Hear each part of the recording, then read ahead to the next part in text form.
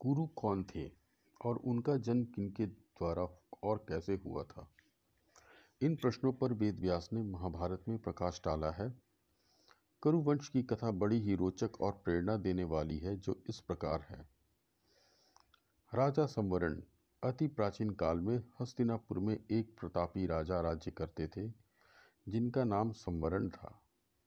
राजा संवरण सूर्य के समान तेजवान थे और अपनी प्रजा का बड़ा ही ध्यान रखने वाले थे।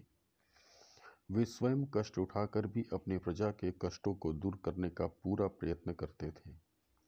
संवरण सूर्य देव के अनन्य भक्त थे। वह प्रतिदिन बड़ी ही श्रद्धा के साथ सूर्य देव की उपासना किया करते थे। जब तक सूर्य देव की उपासना नहीं कर लेते थे, जल का एक घूंट भी कंठ के नीचे नहीं उतारते थे। तप्ती से भेंट। एक दिन संवरण एक पर्वत पर शिकार खेलने के लिए गए। जब वह हाथ में धनुष बाण लेकर पर्वत के ऊपर आखेट के लिए भ्रमण कर रहे थे, तब उन्हें एक अतीव सुंदर स्त्री दिखाई पड़ी। वह युवती सुंदरता के सांचे में ढली हुई थी। ऐसा जान पड़ता था कि उसके प्रत्येक अंग को विधाता ने बड़ी ही रुचि के साथ संवार कर बनाया हो।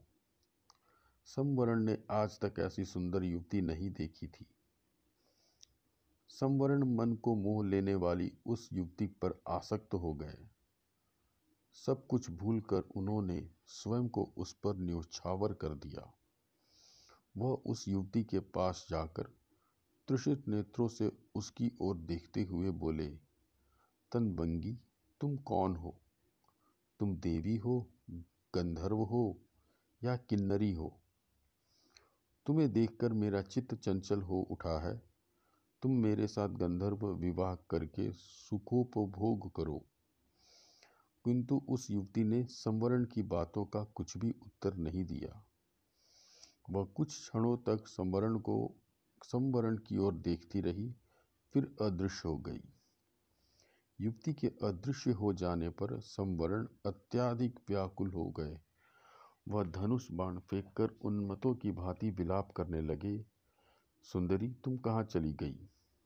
जिस प्रकार सूर्य के बिना कमल मुरझा जाता है और जिस प्रकार जल के बिना पौधा सूख जाता है, उसी प्रकार तुम्हारे बिना मैं जीवित नहीं रह सकता। तुम्हारे सौंदर्य ने मेरे मन को चुरा लिया है। तुम प्रकट होकर मुझे बताओ कि तुम कौन हो और मैं तुम्हें किस प्रकार पा सकता हूँ। तप्ती का कथन। संवरण की ऐसी अवस्था और व्याकुलता से वह युवती पुनः प्रकट हुई। वह संवरण की ओर देखती हुई बोली, राजन, मैं स्वयं आप पर मुग्ध हूँ, किंतु मैं अपने पिता की आज्ञा के वश में हूँ। मैं सूर्यदेव की छोटी पुत्री हूँ। मेरा नाम तप्ती है। जब तक मेरे पिता आज्ञा नहीं देंगे, मैं आपके साथ विवाह नहीं कर सकती। यदि आपको मुझे पाना है तो मेरे पिता को प्रसन्न कीजिए। वह युवती अपने कथन को समाप्त करती हुई पुनः अदृश्य हो गई। संवरण पुनः उन्मत्तों की भांति विलाप करने लगे। वह आकुलित होकर पृथ्वी पर गिर गए और तप्ती तप्ती की पुकार से पर्वतों को ध्वनित करने लगे। संवरण तप्ती को पुकारते पुकारते धरती पर गिरकर बेहोश हो गए। जब उनकी चेतना वापस आई तो पुनः उन्हें तप्ती स्मरण हो आई। उन्हें तप्ती का वह कथन भी स्मरण हुआ कि यदि मुझे पाना चाहते हैं तो मेरे पिता सूर्यदेव को प्रसन्न कीजिए। उनकी आज्ञा के बिना मैं आपसे विवाह नहीं कर सकती।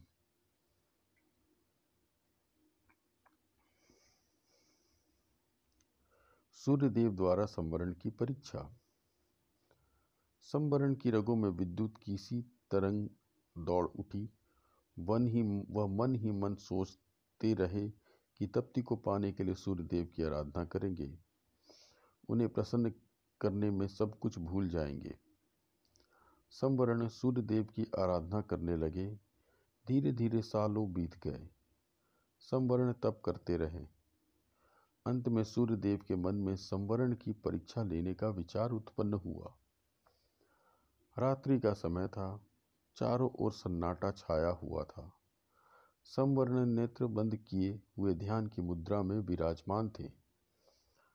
सहसा उनके कानों में किसी की आवाज आई, संवर्ण, तू यहाँ तप में संलग्न है? तेरी राजधानी अग्नि में जल रही है। यह कथन सुनने पर भी संवर्ण चुपचाप अपनी जगह पर बैठे रहे। उनके मन में रंचमात्र भी दुख पैदा नहीं हुआ। उनके कानों में पुनः दूसरी आवाज सुनाई दी, संवर्ण, तेरे कुटुंब के सभी लोग अग्नि में जलकर मर गए, किंतु फिर भी राजा संवर्ण हिमालय के समान दृढ़ होकर अपने स्थान पर ही जमे रहे। उनके कानों में पुनः तीसरी बार कंठ स्वर सुनाई पड़ा, संवर्ण, तेरी प्रजा अकाल की अग्नि में जलकर भस्म हो रही है। तेरे नाम को सुनकर लोग थू थू कर रहे हैं।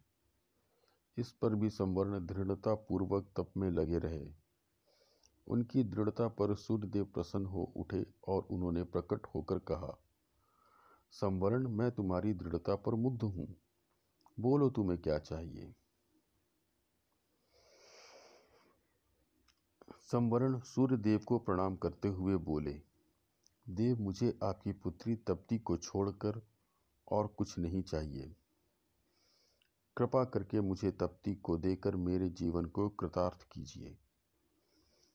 भगवान सूर्यदेव ने प्रसन्नता की मुद्रा में उत्तर दिया, संवर्ण, मैं सब कुछ जानता हूँ। तप्ती भी तुमसे प्रेम करती है। आज से तप्ती तुम्हारी है। सूर्यदेव ने अपनी पुत्री तप्ती का संवर्ण के साथ विधिवत विवाह कर दिया। संवर्ण तप्ती को लेकर उसी पर्वत पर रहने लगे और पत्नी को प्राप्त करने के बाद राग रंग में अपनी प्रजा को भी भूल गए। राज्य में अकाल। विवाह के बाद संवर्ण भोग विलास में डूब गए।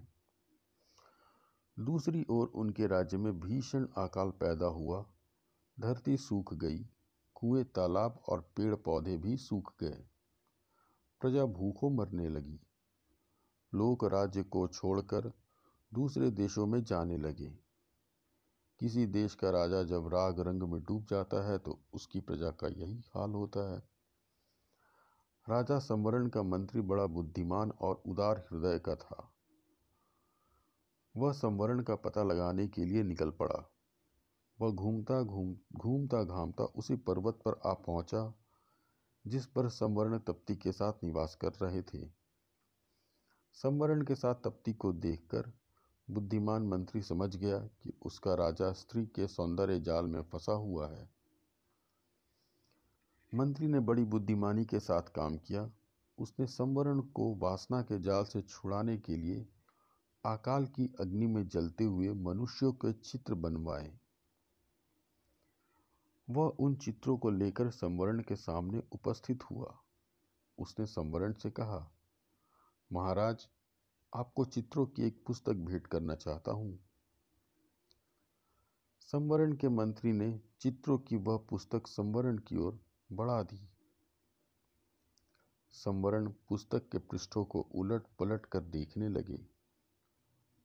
किसी पृष्ठ में मनुष्य पेड़ों की पत्तियां खा रहे थे, किसी में माताएं अपने बच्चों को कुएं में फेंक रही थी, किसी पृष्ठ में भूखे मनुष्य जानवरों को कच्चा मांस खा रहे थे और किसी पृष्ठ में प्यासे मनुष्य हाथों में कीचड़ लेकर चाट रहे थे। संवर्ण चित्रों को देखकर गंभीरता के साथ बोला, यह किस राजा के राज्य की प्रजा का दृश्य है? मंत्री ने बहुत ही धीमे और प्रभावपूर्वक स्वर में उत्तर दिया, उस राजा का नाम संवर्ण है। यह सुनकर संवर्ण चकित हो उठा। वह विस्मय भरी दृष्टि से मंत्री की ओर देखने लगा। मंत्री पुनः अपने ढंग से बोला, मैं सच कह रहा हूं महाराज, यह आपकी ही प्रजा का दृश्य है। प्रजा भूखों मर रही है। चारों ओर हाहाकार मचा है। राज्य में न अन्न है न जल है। धरती की छाती फट गई है। महाराज, वृक्ष भी आपको पुकारते पुकारते सूख गए हैं।